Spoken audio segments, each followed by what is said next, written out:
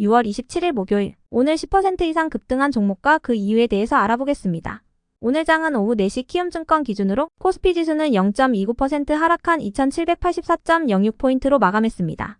외국인은 매수, 기관은 매도로 임한 가운데 개인은 매수로 대응했네요. 한편 코스닥 지수는 0.41% 하락한 838.65포인트로 마감했습니다. 외국인과 기관은 매도로 임한 가운데 개인은 매수로 대응했습니다. 그럼 본격적으로 오늘의 급등 종목들을 살펴볼게요. 오늘 10% 이상 급등한 종목은 총 21종목으로 코스피에서는 5종목, 코스닥에서는 16종목이 나왔습니다. 이 중 상한가 종목은 하이젠 RNN과 아스트 2종목이고요. 오늘 하한가 종목은 없었습니다. 총 21개의 급등 종목들을 한데 모아서 섹터별로 묶어보니 3개 테마로 나눠볼 수 있었어요. 그 외 나머지는 개별 이슈로 오른 종목들인데요. 먼저 1번 전력설비 전선 섹터입니다. 미국 변압기의 70% 정도가 설치된 지 25년 이상 된 노후 설비라고 알려진 가운데 20년에서 30년 주기의 전력망 교체 주기가 다가오면서 국내 전력기기 업체들의 수혜 기대감이 지속되고 있습니다. NH투자증권은 HD현대일렉트릭의 북미발 전력기기 수주가 계속되는 가운데 데이터 센터 확대에 따른 초고압 변압기 수요가 더해질 것으로 예상된다고 분석했는데요.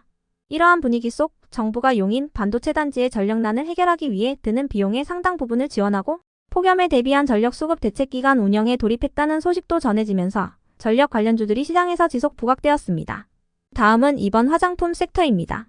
올해 2분기에도 화장품 기업들의 호실적이 이어질 것으로 전망되는 가운데 어제 아마존은 K뷰티 컨퍼런스를 개최하고 한국 화장품 중소기업들의 글로벌 시장 진출을 지원하겠다고 밝혔습니다.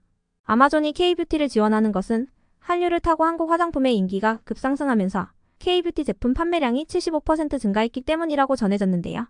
이러한 소식 속 화장품주 일부가 강세를 이어가는 모습이었네요. 다음은 3번 자동차 부품 섹터입니다. 어젯밤 미국장은 현지 시간으로 28일에 발표되는 개인소비지출 물가지수를 앞두고 3대 지수 모두 상승했습니다. 특히 폭스바겐의 리비안 투자 소식에 리비안을 비롯한 주요 전기차 업체들이 강세를 보였는데요. 폭스바겐은 리비안에 10억 달러를 우선 투자하고 2026년까지 투자액을 최대 50억 달러까지 확대한다고 전해졌습니다. 투자는 전환사채 형식이며 해당 전환사채는 올해 12월 1일부터 리비안 주식으로 전환할 수 있는데요. 이 같은 소식 속 현대차의 인도 증시 상장 기대감도 지속되면서 일부 리비안 및 자동차 부품 관련주들이 강세를 보였습니다. 그 외 나머지는 개별 이슈로 오른 종목들인데요. 먼저 하이젠 RNM은 코스닥 시장에 신규 상장한 첫날 강세로 마감했습니다. 하이젠 RNM은 로봇용 스마트 액추에이터 솔루션 전문 기업으로 장중 최고 204%까지 상승 후 종가는 공모가 대비 116% 상승한 가격으로 마감해 주었네요. 이어서 아스트는 미국의 보잉 부품 공급사인 스피럿 에이로즈 시스템즈와 1조 원 규모의 납품 계약을 체결했다고 밝히면서 상한가로 마감했습니다. 총 계약 금액은 하나로 약 1조 1785억 원이며 이는 아스트의 최근 매출액 대비 700%에 해당하는 금액인데요. 이 같은 대형 수주 계약 소식이 전해지면서 아스트가 상한가로 마감해 주었네요. 다음으로 기가레인은 반도체 나노임프린트 공정의 필수적인 원재료 기술과 특허권을 확보했다고 밝히면서 강세를 보였습니다. 기가레인은 이를 통해 세계에서 유일하게 토탈 솔루션 라인업을 보유하게 되었다고 언급했는데요. 기가레인은 내년부터 본격화될 것으로 보이는 확장현실 시장과 마이크로 디스플레이 시장 성장에 발맞춰 제품 개발과 생산력 증대를 위해 선제적으로 준비 중이라고 전해졌습니다. 한편 비투엔의 급등 이유는 파악되지 않았지만 비투엔은 한 달 전 경영 안정화를 위해 3자 배정 유상 증자를 결정했다고 밝힌 바 있으니 참고해주세요. 이어서 팩트로는 SK그룹이 바이오 의약품 위탁 개발 생산 계열사인 SK팜테코가 보유한 미국 버지니아 공장을 비만 치료제 위고비로 유명한 노보노디스크에 매각한다는 소식이 전해진 가운데 위고비가 중국 당국의 승인을 받았다는 소식도 동반되면서 비만 치료제 관련주로 강세를 보였습니다. 팩트론을 비롯한 비만 치료제 관련주들은 노보노디스크의 호재에 따라 함께 움직이는 경향이 있으니 참고해주시고요. 다음으로 옵투스 제약이 글로벌 제약사인 엘러간의 노안성 질환 점안액을 위탁 생산할 것으로 예상된다는 내용의 단독 기사가 전해지면서 강세를 보였는데요. 옵투스 제약은 지난 2월 대규모 신규 시설 투자 공시가 있었던 만큼 해당 기사에 신뢰감이 실리면서 기대감을 입은 모습이었습니다. 시장에서는 엘러간이 유럽에서 생산 중인 노안성 질환 점안제 일부를 옵투스 제약으로 전환하는 것이 유력하다고 추측하고 있는데요. 이와 관련하여 제약업계의 관계자는 엘러간이 옵투스 제약에 물량을 준다는 사실은 확실하지만 얼마나 넘겨줄지는 좀 더 두고 봐야 한다고 언급했습니다. 한편 헥토파이낸셜의 급등 이유는 파악되지 않았지만 장마감 후 헥토파이낸셜의 올해 1분기 영업이익이 회사 설립 이후 최대 규모라는 사실이 부각되며 강세를 보였다는 내용의 기사가 있었으니 참고해주세요. 이어서 파인디엔씨는 삼성 디스플레이와 LG 디스플레이가 애플의 신형 아이패드 프로에 OLED 패널을 납품한다고 전해진 가운데 LG에 뒤처졌던 삼성 디스플레이의 점유율이 50%로 상승할 거란 전망이 나오면서 디스플레이 관련주로 강세를 보인 것이라 파악됩니다. 파인DNC는 주요 고객사로 삼성 디스플레이를 두고 있습니다. 다음으로 D&D 파마텍은 자회사가 엔비디아의 인셉션 프로그램 멤버로 선정됐다고 전해지면서 강세를 보였습니다.